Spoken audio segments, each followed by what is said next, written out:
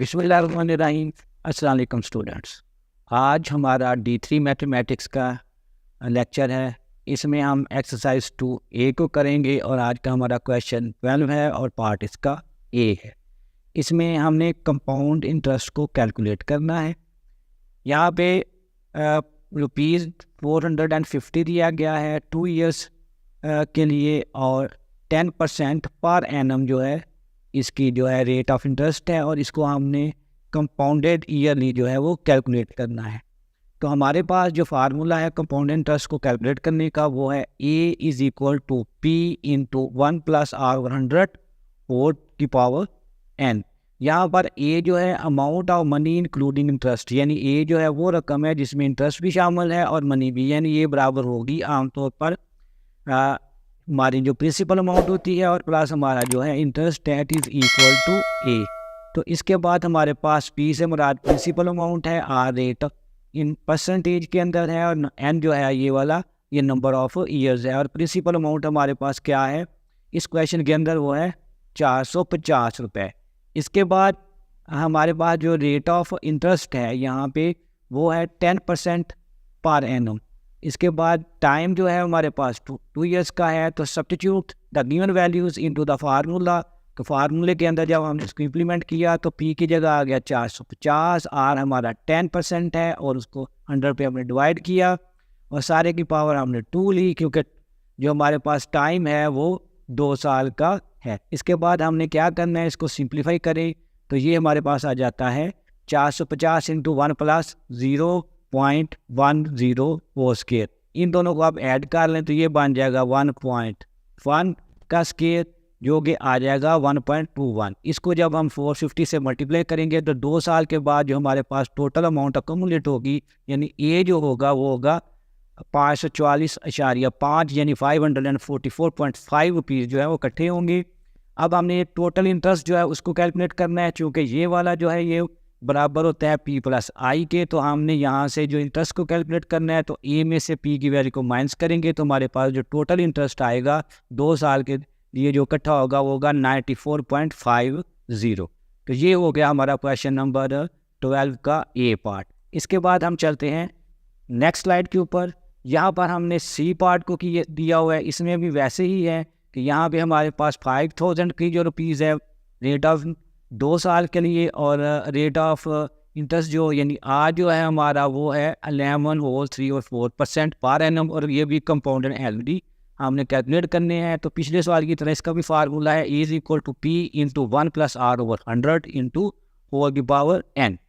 अब यहाँ पे अगेन जो है A जो है ये अमाउंट है, इसमें इंक्लूडिंग इंटरेस्ट है, P हमारी प्रिंसिपल अमाउंट है, rate of in percentage R है, नंबर ऑफ़ ईयर्स जो है वो हमारे पास गिवन है। तो अगेन हम P की कीमत को जो है वो लिखेंगे, रेट की कीमत को लिखेंगे और उसके बाद हमारे पास टाइम जो है वो 2 इयर्स का है। फार्मूला हमारे पास अगेन वही है।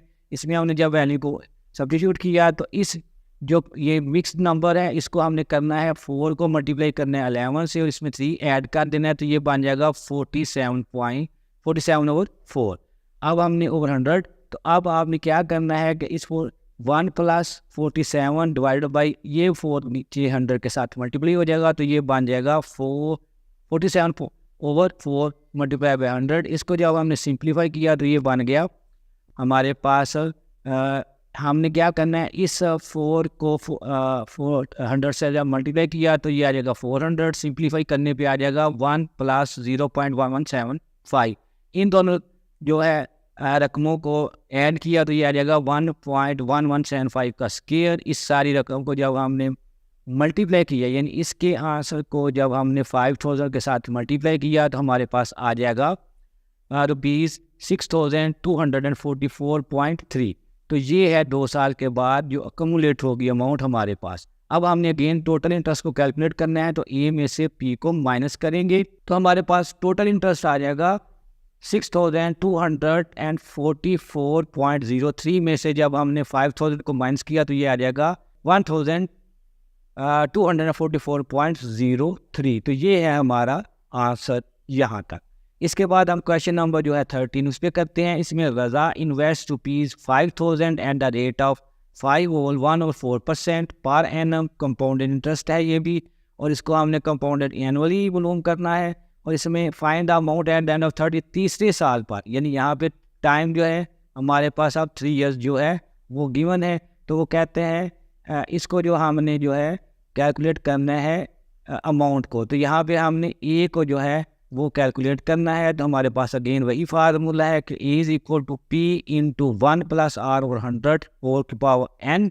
अब हमें पता है कि ए की वैल्यू क्या है, पी की वैल्यू क्या है, आर की क्या है और एन जो है नंबर ऑफ़ ईयर्स क्या है। इस फार्मूले को जो गिवन वैल्यू फार्मूला है हमारे पास, उसमें हमने जब इसको ऐड किया तो अगेन ये पिछले सवाल की तरह हमारे पास आ जाएगा A is equal to 5000 into 1 plus 5 whole 1/4 और 100। इसको मिक्स नंबर को आपने जो है वो इम्प्रॉपर फ्रैक्शन में कन्वर्ट किया तो ये आ जाएगा 1 प्लस 21/4 मल्टीप्लाई बाई 100। तो ये अगेन आ जाएगा आपके पास 5000 इंटू 1 प्लस 21/400। अब इसको आपने डिवाइड किया तो ये आ जाएगा 0.0525, ये फ्रैक्शन आ जाएगी।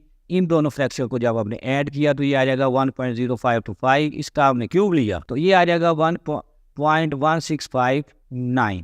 इसको आपने जब 5000 से मल्टीप्लाई किया तो हमारे पास जो 30 साल के बाद यानी at the end of 3 year जो अमाउंट हमारे पास अकमुलेट होगी वो हो जाएगी ₹5829.56। तो ये है हमारा इस क्वेश्चन का आंसर। अगर आपको ये लेक्चर पसंद आया है तो इसको आप लाइक करें, इसको शेयर करें और मेरे चैनल को सब्सक्राइब करें। शुक्रिया, थैंक्स, अल्लाह हाफिज़।